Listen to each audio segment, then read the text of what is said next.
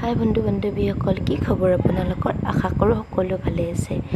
আজি মই আপোনালোকৰ মাজত লৈ আহিছোঁ অন্য এটি নতুন ভিডিঅ'।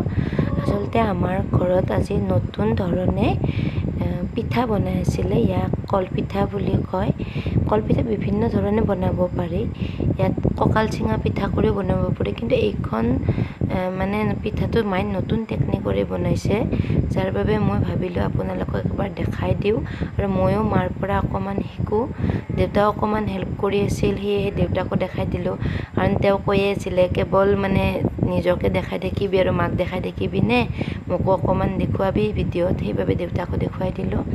আৰু চাওকচোন কি ধুনীয়াকৈ অতি কম সময়ত অতি সহজে কলপিঠাখিনি ৰেডি হৈ গ'ল। ইয়াত একো বেলেগ নালাগে। আটা গুলি যেনেকৈ আমি ৰুটি বনাবলৈ ব্যৱহাৰ কৰোঁ তেনেকৈ মাৰিব লাগে, কিন্তু তাত অনলি যিকোনো কল এটা সংযোগ কৰি পিঠাখিনি টাৱাত সেকিলেই হ'ল মাত্ৰ, কলপাত মেৰিয়াই, বাকী একো নালাগে। আপোনালোকেও যদি বনাব বিচাৰে পিঠাটো বনাই চাব পাৰে আৰু মোক এবাৰ নিশ্চয় জনাব। আৰু ভিডিঅ'টো ভাল লাগিলে please like, comment, share and subscribe কৰি দিব।